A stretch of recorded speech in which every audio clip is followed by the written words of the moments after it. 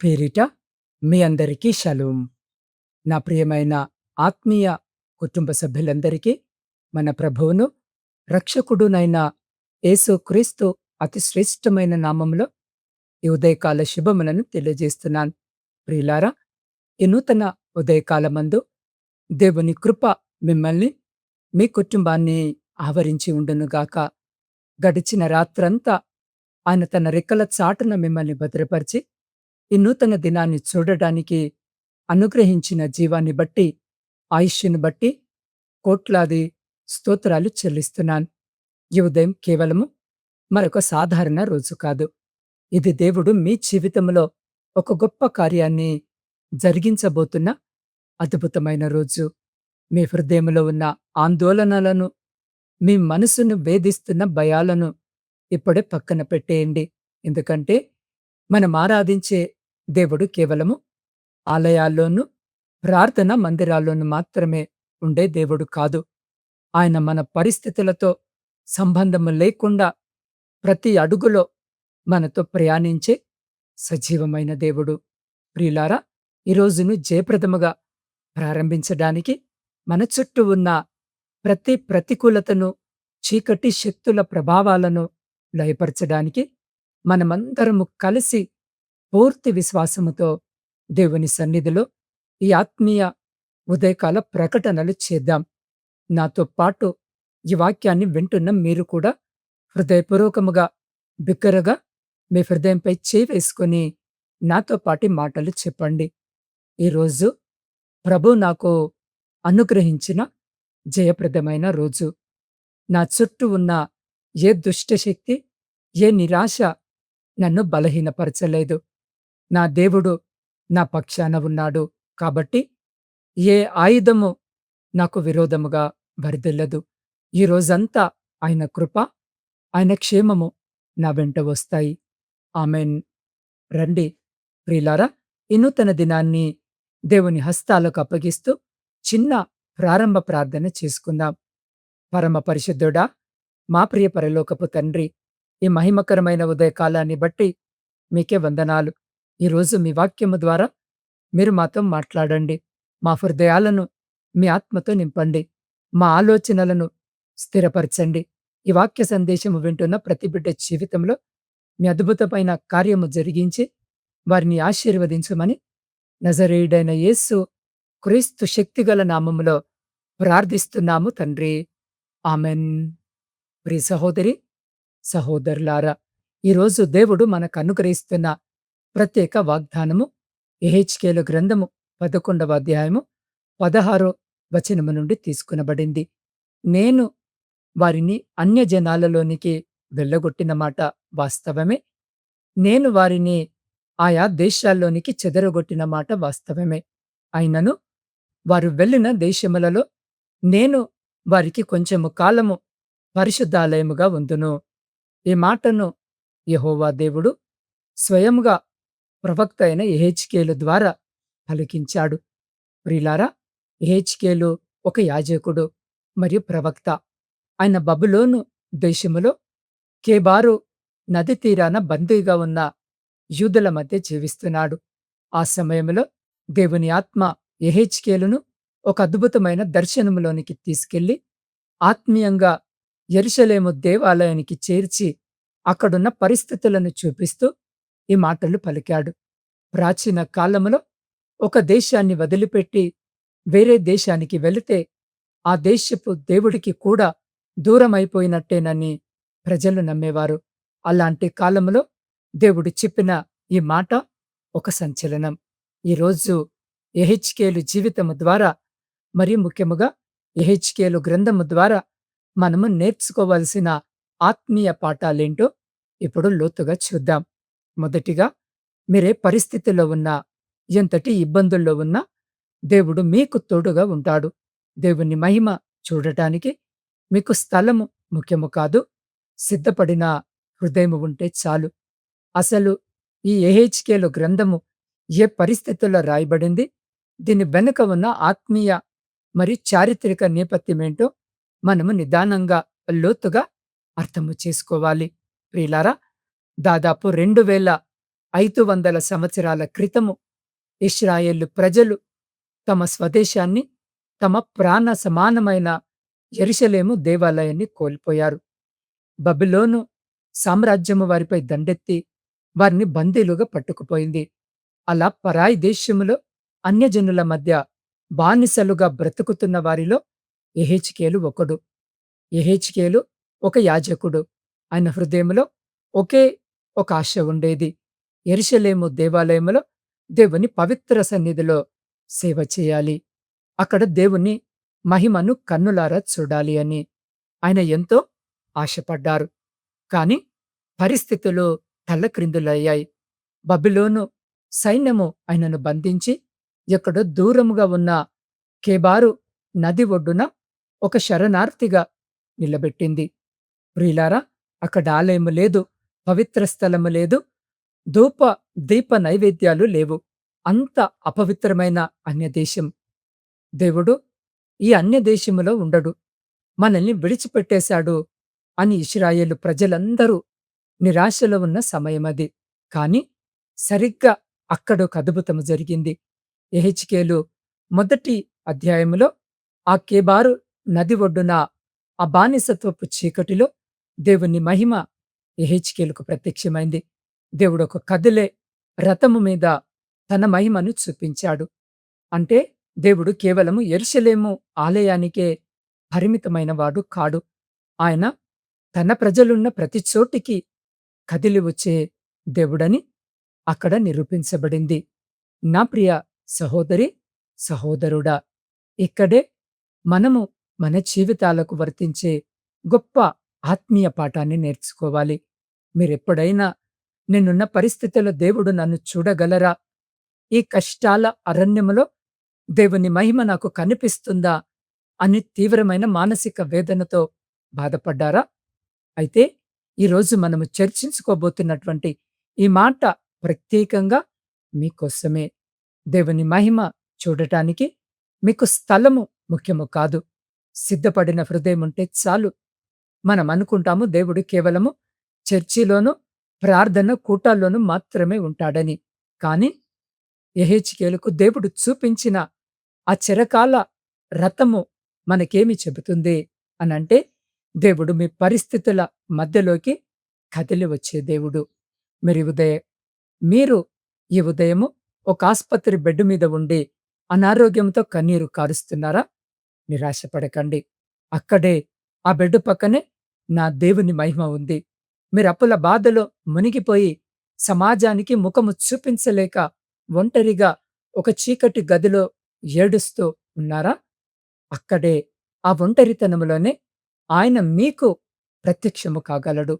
మీరు చేస్తున్న ఉద్యోగములో విపరీతమైన ఒత్తిడి ఉందా? వ్యాపారంలో నష్టాలు వచ్చి ఏం చేయాలో తోచని స్థితిలో ఉన్నారా? అక్కడే మీ పని స్థలములోనే ఆయన మిమ్మల్ని బలపరచగలడు.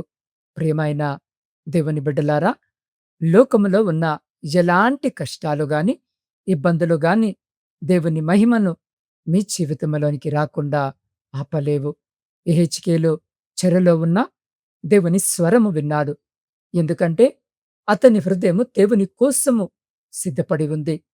ఈరోజు ఈ వాక్యము వినిచున్న మీ ఇబ్బందులు మీకు పెద్ద అడ్డుగోడల్లా అనిపిస్తున్నాయేమో, కాని దేవునికి అవస్సలు అడ్డుగోడలు కావు. ఇక రెండవ ఆత్మీయ పాఠముగా దేవుని పిలుపు కోసము కొన్నిసార్లు మనకు వింతగా లేదా చాలా కష్టముగా అనిపించవచ్చు. కాని మన మానవ జ్ఞానము కంటే, మన తెలివి కంటే దేవుని ఆజ్ఞకే మనము మొదటి ప్రాధాన్యత ఇవ్వాలి. దేవుడు మనల్ని ఏదైనా పని చేయమన్నప్పుడు లేదా ఒక అడుగు ముందుకు వేయమన్నప్పుడు మన మెదడు వెంటనే ఎందుకు, ఎలా, ఇదస్సలు సాధ్యమేనా అని 100 ప్రశ్నలు వేస్తుంది. కొన్నిసార్లు దేవుని నడిపింపు మన ఆలోచనకు అందదు. ప్రవక్త అయిన యెహెజ్కేలు జీవితము దీనికొక అద్భుతమైన నిదర్శనము. దేవుడు యెహెజ్కేలును కొన్ని చాలా వింతైన పనులు చేయమన్నాడు. ఒకే ప్రక్కన 390 రోజులు, మరో పక్క 40 రోజులు పడుకోమన్నాడు. అపవిత్రమైన ఆహారాన్ని తినమన్నాడు. చివరికి తన భార్య చనిపోయినప్పుడు కూడా ఇశ్రాయేలు ప్రజలకు సూచనగా ఉండటము కోసము ఏడవకూడదని, దుఃఖించకూడదని ఆజ్ఞాపించాడు.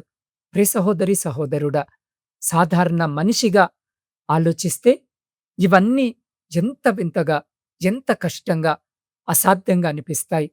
యెహెజ్కేలు కూడా, ప్రభువా, ఇది నా వల్ల కాదు, నా కట్టుబాట్లకు విరుద్ధము అని దేవునితో వాదించవచ్చు. కాని ఆయన అలా చేయలేదు. ప్రియులారా, మనము తరచుగా దేవుని ఆజ్ఞలను మన సొంత తెలివితేటలతో కొలుస్తాం. ఇది చేస్తే నాకు వచ్చే లాభమేంటి అని స్వార్థముతో ఆలోచిస్తాం. కాని యెహెజ్కేలు నేర్పిన పాఠమేంటంటే, దేవుని పిలుపు మనకు పూర్తిగా అర్థము కావలసిన అవసరము లేదు. మనము దానికి సంపూర్ణముగా లోబడితే చాలు. యెహెజ్కేలు తన సొంత ఇష్టాలను, తన శారీరక సౌకర్యాన్ని పక్కన పెట్టి దేవుని మాటకు ప్రాధాన్యతిచ్చాడు. ఎందుకంటే ఆయనకు తెలుసు, తన చిన్న జ్ఞానము కంటే దేవుని ఉన్నతమైన ప్రణాళిక చాలా పెద్దది అని. నా ప్రియ సహోదరి, సహోదరుడా, ఈ ఉదయము మీ జీవితంలో కూడా దేవుడు మిమ్మల్ని ఏదైనా అడుగుతున్నారా? మిమ్మల్ని ఎంతగానో గాయపరిచిన, మీరు అస్సలు క్షమించలేని ఒక వ్యక్తిని మనస్ఫూర్తిగా క్షమించమని చెబుతున్నారా? లేదా మీరెంతగానో ప్రేమించే, మీ ఆత్మీయ జీవితానికి అడ్డుగా ఉన్న ఒక అలవాటును లేదొక విషయాన్ని ఆయన కోసము వదిలేయమంటున్నారా? లోకమంతా వెళ్ళే విశాలమైన దారిలో కాకుండా దేవుని కొరకు ఒక ఇరుకైన మార్గములో నడవమని మిమ్మల్ని అడుగుతున్నారా? ఆ సమయంలో మీరు మీ సొంత జ్ఞానాన్ని నమ్మకండి. దేవుని ఆజ్ఞకు లోబడండి. యెహెజ్కేలు విధేయత చూపాడు కాబట్టే ఆయన ద్వారా దేవుడు మానవాళికి ఎంతో అద్భుతమైన ఆత్మీయ దర్శనాలను అందించాడు. దేవుని పిలుపు కొన్నిసార్లు వింతగా ఉండవచ్చు. కానీ అదెప్పుడు వ్యర్థము కాదు. మన పరిమిత జ్ఞానముతో దేవుని అపరిమిత జ్ఞానాన్ని ఆలోచించొద్దు. ఆయన మాటకు లోబడదాం. ఆయన మహిమను చూద్దాం. ఇక మూడవ ఆత్మీయ పాఠముగా మనము నేర్చుకోవాల్సింది చాలా ప్రాముఖ్యమైన హెచ్చరిక. ఇతరుల భక్తిపై లేదా మన పూర్వీకుల నీతిపై మనం పరలోకానికి వెళ్ళలేం. మన రక్షణ అనేది, మన ఆశీర్వాదం అనేది దేవునితో మనకున్న వ్యక్తిగత సంబంధంపై మాత్రమే ఆధారపడి ఉంటుంది. నా ప్రియ సహోదరి, సహోదరుడా, చాలామంది అనుకుంటారు, మా తాతగారు గొప్ప సేవకుడండి, మా నాన్నగారు గొప్ప భక్తుడండి, మా కుటుంబము తరతరాలుగా దేవుణ్ణి నమ్ముకుంది కాబట్టే మేము పరలోకానికి వెళ్ళడము ఖాయము. దేవుని ఆశీర్వాదాలు మాకు ఊరికే వస్తాయి అని ఒకవేళ ఈరోజు ఈ వాక్యము వినుచున్న మీరు కూడా అలాగే అనుకుంటున్నారేమో. అయితే జాగ్రత్త. బైబిల్ చెబుతున్న సత్యము దీనికి పూర్తిగా భిన్నంగా ఉంది. ఇతరుల భక్తిపై లేదా మీ పూర్వీకుల నీతిపై మీరు దేవుని రాజ్యములో ఎట్టి పరిస్థితుల్లో పాలు పొందరు. ప్రవక్త యెహెజ్కేలు ద్వారా దేవుడందించిన అత్యంత స్పష్టమైన హెచ్చరిక ఏంటో ఇప్పుడు మనం వాక్యము నుండి తెలుసుకుందాం. యెహెజ్కేలు కాలములో ఇశ్రాయేలీయులు ఒక సామెత చెప్పుకునేవారు. తండ్రులు వచ్చి ద్రాక్ష పళ్ళు తినగా పిల్లల పళ్ళు పులిసెను అని. అంటే దానర్థం ఏంటంటే, మా పితరులు పాపము చేశారు, ఆ శిక్ష మేము అనుభవిస్తున్నాము. మేమెంత నీతిగా ఉన్నా లాభము లేదు అని. వారి తప్పులను, వారి నెపాన్ని ఇతరులపై నెట్టేవారు. కానీ దేవుడు యెహెజ్కేలు ద్వారా దీనిని తీవ్రంగా ఖండించారు. నా జీవము తోడు, ఈ సామెత ఇక మీదట మీరు ఇశ్రాయేలు దేశంలో వాడనే వాడరు అని దేవుడు ఖచ్చితంగా చెప్పారు. అవును, నా ప్రియ సహోదరి, సహోదరుడా, యెహెజ్కేలు గ్రంథము 18వ అధ్యాయము 20వ వచనములో దేవుడిలా సెలవిచ్చారు. పాపము చేయవాడే మరణము నందును. తండ్రి నీతిమంతుడైనంత మాత్రాన పాపము చేసే కొడుకు రక్షింపబడడు. అలాగే తండ్రి పాపి అయినంత మాత్రాన నీతిగా బ్రతికే కొడుకు నశించిపోడు. దీనర్థము ఏంటంటే, దేవుని దృష్టిలో ప్రతి వ్యక్తి ఒక వ్యక్తిగత అస్తిత్వము. దేవుడు మీ తండ్రి భక్తినో, మీ తల్లి ప్రార్థనలను చూసి మీకు పరలోకములో మార్కులు వేయడు. మీకు దేవునికి మధ్య ఉన్న వ్యక్తిగత సంబంధాన్ని మాత్రమే ఆయన చూస్తాడు. ప్రియ దేవుని బిడ్డలారా, రక్షణ అనేది ఒక కుటుంబ ప్యాకేజీ కాదు. నోహావు, దానియేలు, యోబు వంటి గొప్ప భక్తులు ఒకే దేశంలో ఉన్న వారు కేవలము తమ నీతిని బట్టి తమను తాము మాత్రమే రక్షించుకోగలరు. కానీ ఆ పాడైపోయిన దేశాన్ని గాని, కనీసము వారి స్వంత పిల్లలను గాని రక్షించలేరు అని దేవుడు ఖచ్చితముగా హెచ్చరించాడు. యెహెజ్కేలు గ్రంథము 14వ అధ్యాయము 14వ వచనాన్ని మీరు వీలైతే ఖచ్చితంగా చదవండి. మనము కేవలము పైకి చర్చికి వెళుతున్నామా లేదా అన్నది కాదు ముఖ్యము. మన అంతరంగ హృదయము దేవునితో ఎలా ఉంది? వ్యక్తిగతంగా యేసు క్రీస్తు ప్రభువును మన సొంత రక్షకుడిగా అంగీకరించామా? మన పాపాల కొరకు మనము పశ్చాత్తాపడ్డామా అనేది దేవునికి ముఖ్యము. ప్రియ సహోదరి, సహోదరుడా, పూర్వీకుల శాపాలని భయపడేవారికి లేదా వారి భక్తిపై ఆధారపడేవారికి యెహెజ్కేలు ఇచ్చే సందేశము ఒక్కటే. మీరు మారితే మీ గతాన్ని దేవుడు లెక్కలోకి తీసుకోడు. మీ రక్షణ, మీ ఆశీర్వాదము మీ చేతుల్లోనే ఉంది.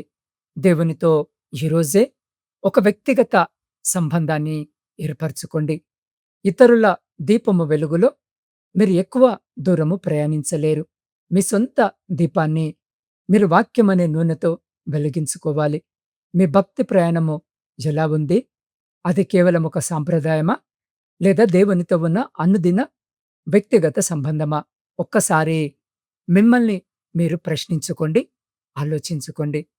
నా ప్రియమైన దేవుని బిడ్డలారా, ప్రవక్త అయిన యెహెజ్కేలు జీవితం ద్వారా ఈరోజు మనము నేర్చుకున్న ఈ 3 ఆత్మీయ పాఠాలు ఒక్కసారి మన హృదయాల్లో ధ్యానించుకుందాం. దేవుని మహిమను చూడటానికి స్థలము కాదు, సిద్ధపడిన హృదయము ముఖ్యమని మనము తెలుసుకున్నాం. అలాగే రక్షణ అనేది మన పితరుల భక్తిపై ఆధారపడేది కాదు. దేవునితో మనకున్న వ్యక్తిగత సంబంధాన్ని బట్టి మాత్రమే వస్తుందని మనము మన ఆలోచన కంటే ఆయన ఆజ్ఞకే ప్రాధాన్యతనివ్వాలని వాక్యము ద్వారా స్పష్టముగా విన్నాం. ఈ సమయంలో మనము ముగింపు ప్రార్థనలోనికి వెళ్ళబోయే ముందు మీ హృదయము దేవునితో ఎలా ఉందో ఒక్కసారి పరీక్షించుకోండి. ఒకవేళ ఈరోజు మీరు దేవునికి దూరముగా జీవిస్తూ కేవలం పైకి మాత్రమే సాంప్రదాయబద్ధంగా భక్తులుగా కనిపిస్తూ అంతరంగంలో పాపభారముతో నెమ్మది లేని స్థితిలో ఉన్నారా? మీ వ్యక్తిగత జీవితం ఎలా ఉన్నా ఈ నూతన ఉదయాన మీ హృదయాన్ని దేవునికి అప్పగించండి. ప్రభువా, నా పితరుల భక్తి కాదు నాయనా, నా సొంత తెలివితేటలు కాదు, ఈ రోజు నుండి నా జీవితాన్ని పూర్తిగా నీ చేతులకు అప్పగించుకుంటున్నాను. నీతో ఒక నిశ్చయమైన వ్యక్తిగత సంబంధాన్ని నాకు దయచేయండి అని ఎవరైతే అడగాలని ఆశపడుతున్నారో, నా ప్రియ సహోదరి, సహోదరుడా, మీరున్న స్థలములోనే మీ కుడి చేతిని మీ హృదయంపై వేసుకోండి. లేదా మీ 2 చేతులు ఆకాశము వైపుకెత్తి దేవుని పరిశుద్ధ గ్రంథములో రోమీయులకు రాసిన పత్రిక 10వ అధ్యాయం 13వ వచనములో దేవుడు మనకొక గొప్ప వాగ్దానాన్ని ఇస్తున్నారు. ప్రభు నామమును బట్టి ప్రార్థన చేయవాడెవడో వాడు రక్షింపబడును అని. అవును, మీరే స్థితిలో ఉన్నా, ఎంతటి లోతైన కష్టములో లేదా పాపములో ఉన్నా, ఈ ఉదయపు వేళ పూర్తి విశ్వాసముతో ఆయనను బట్టి ప్రార్థిస్తే ఆయన మిమ్మల్ని రక్షించడానికి, మీ పరిస్థితులను మార్చడానికి సిద్ధముగా ఉన్నారు. రండి, యెహెజ్కేలు వలె దేవుని మాటకు పూర్తిగా లోబడుతూ అనుదినం ఆయనతో వ్యక్తిగత సంబంధాన్ని కాపాడుకుంటామని తీర్మానము చేసుకుంటూ తలలు వంచి ఈ ముగింపు ప్రార్థనలో ఏకీభవిద్దాం. మహిమగల రాజా, సర్వాధికారివైన యేసు ప్రభువా, మీ పవిత్రమైన పాదములకు కోట్లాది స్తుతులు, స్తోత్రాలు, వందనాలు. అయా, ఈ ఉదయము మీ వాక్యాన్ని విని తమ హృదయాలను మీ కొరకు సిద్ధపరచుకుంటున్న ప్రతి బిడ్డను మీరు పేరు పేరున దీవించమని అడుగుతున్నాను. ప్రభువా, ఈ రోజున నా ఆత్మీయ కుటుంబ సభ్యులు అడుగు పెట్టబోతున్న ప్రతి స్థలాన్ని మీ పవిత్ర రక్తంతో కడుగుమని వేడుకొంచున్నాం. వారి చేతి పనులను, వారి వ్యాపారాలను, వారి ఉద్యోగాలను మీరు ఆశీర్వదించండి. ద్వితీయోపదేశ కాండం 20, 8 ప్రకారము వారు లోపలికి వచ్చినప్పుడు ఆశీర్వదింపబడుదురు. వెలుపలికి వెళ్ళినప్పుడు ఆశీర్వదింపబడుదురు. వారి ఆర్థిక ఇబ్బందులన్నీ ఇప్పుడే యేసు నామములో తొలగిపోవునుగాక. అప్పుల ఊబి నుండి వారికి విముక్తి కలుగునుగాక. వారి గంపలు, వారి పిండి పిసుకు తొట్లు ఆశీర్వదింపబడునుగాక. కుటుంబ పోషణ కొరకు ప్రయాసపడుతున్న ప్రతి ఒక్కరి కష్టాన్ని మీరు ఫలింపజేయమని వేడుకుంటున్నాం. యేసు నామములో దీర్ఘకాలిక వ్యాధులతో, బలహీనతలతో బాధపడుతున్న ప్రతి బిడ్డకిప్పుడే సంపూర్ణ స్వస్థత కలుగునుగాక. ఏ తెగులు వారి గుడారమును సమీపించదుగాక. క్యాన్సర్, మధుమేహము, గుండె జబ్బులు, కిడ్నీ సమస్యలు మరియు నరాల బలహీనతలతో సతమతమవుతున్న వారి శరీరాల్లోకి ఇప్పుడే నజరేయుడైన యేసు నామములో జీవము, స్వస్థత ప్రవహించునుగాక. వారు పొందిన గాయాల ద్వారా మనకు స్వస్థత కలిగిందని నమ్ముచున్నాం. ప్రభువా, ఈరోజు ప్రయాణాలు చేయబోతున్న వారి చుట్టూ మీ దూతల కావలి ఉంచండి. వారి ప్రయాణాలలో ఏ ప్రమాదము జరగకుండా మీ కృపతో వారికి తోడుండండి. అలాగే నా ఆత్మీయ కుటుంబంలో ఉన్న ప్రతి విద్యార్థిని, విద్యార్థులు, ఉద్యోగస్తులు ఎవరైతే విదేశాలలో ఒంటరిగా ఉంటూ చదువుకుంటున్నారో, ఉద్యోగాలు చేస్తున్నారో వారిని ప్రత్యేకంగా జ్ఞాపకము చేసుకోండి. పరాయి దేశములో వారికి మీరే తోడుగా ఉండి మంచి జ్ఞానాన్ని, ఆరోగ్యాన్ని ప్రసాదించండి. స్థిరమైన ఉద్యోగాలు, స్వేచ్ఛగా పని చేసుకుంట కావలసిన అనుమతులను దయచేయండి. దుష్ట సహవాసాలకు దూరంగా ఉంచి వారిని ఉన్నత శిఖరాలు నిలబెట్టండి. స్వదేశంలో ఉన్న తమ కుటుంబాలను పోషించడానికి పగలు రేయి కష్టపడుతున్న ప్రతి ఒక్కరి ప్రయాసను దీవించండి. వారి కన్నీళ్లను తుడిచి నెమ్మదిని దయచేయండి. ఈరోజు వారి ఎదుట రాబోతున్న ప్రతి అడ్డుగోడలను, సాతాను తంత్రాలను, శత్రువుల కుతంత్రాలను యేసు నామములో ఇప్పుడే లయపరుస్తున్నాను. దేవా, ఈ దినము జన్మదిన, వివాహ వార్షికోత్సవాలు జరిపించుకుంటున్న ప్రతి బిడ్డను మీరు తన దయాకిరీటం చేత ఆశీర్వదించండి. ఇతరత్ర సంతోషకరమైన కార్యాలు జరిగించుకుంటున్న ప్రతి బిడ్డ కూడా సంతోషకరమైన కుటుంబ జీవితమును దయచేయమని వేడుకుంటున్నాం. ప్రపంచంలో శాంతిని, సమాధానాన్ని కలిగించండి. విడిపోయిన, విచ్ఛిన్నమైన ప్రతి కుటుంబాన్ని తిరిగి కట్టమని వేడుకుంటున్నాం. దేవా, నా ఆత్మీయ కుటుంబ సభ్యులందరినీ మరొకమారు నీ పరిశుద్ధ పాదాల చెంతకు తీసుకొని వస్తూ ఉండగా, అయ్యా, ప్రతి బిడ్డ ప్రార్థన విన్నపాన్ని మీరు ఆలకించి, అంగీకరించి, ప్రతి న్యాయమైన కోరికకు మీరు సమాధానము దయచేసి, మీ జీవము గల ఆత్మచేత వారిని నడిపించి, రోజంతా మీ శాంతి, సమాధానము వారి హృదయాలను ఏలులాగున చేయమని నజరేయుడైన యేసు క్రీస్తు అత్యంత శక్తిగల నామములో ప్రార్థించి, స్తుతించి, అడిగి పొందియున్నాము పరమ తండ్రి. ఆమెన్. నా ప్రియ దేవుని బిడ్డలారా, దేవుని అద్భుతమైన ఆశీర్వాదాలు, ప్రార్థన, నమ్మిక ఇప్పుడే మీ సొంతమయ్యాయి. కాబట్టి ఈరోజు ఏ విషయానికి భయపడకండి, అధైర్యపడకండి. సింహములాగా ధైర్యంగా ముందుకు సాగండి. ఎందుకంటే మిమ్మల్ని పిలిచిన దేవుడు నమ్మదగినవాడు. ఆయన మీతోనే ఉన్నాడు. ఈ ఉదయకాల దేవుని వాగ్దానము మీ హృదయానికి తాకినట్లయితే వెంటనే ఈ వీడియోను లైక్ చేయండి. దేవుని వాగ్దానాన్ని మీ జీవితంలో స్వతంత్రించుకోవడానికి క్రింద ఉన్న కామెంట్ సెక్షన్‌లో ఇప్పుడే ఆమెన్ అని టైప్ చేయండి. మీ ఆత్మీయ జీవితము బలపడినట్లే, నిరాశలో ఉండి దేవుని ప్రోత్సాహము కొరకు ఎదురు చూస్తున్న కనీసము 3 వ్యక్తులకు ఈ వీడియోని ఇప్పుడే షేర్ చేయండి. వారి ఆశీర్వాదానికి కారణమవ్వండి. మీకు ఎలాంటి ప్రత్యేక ప్రార్థన అవసరతలు ఉన్నా స్క్రీన్ మీద కనిపిస్తున్న నా వాట్సాప్ నంబరుకి మీ ప్రార్థన విన్నపాలను పంపించవచ్చు. నేను మీ కొరకు నిరంతరము ప్రార్థిస్తాను. దేవుడు మిమ్మల్ని, మీ కుటుంబాలను సమృద్ధిగా దీవించునుగాక.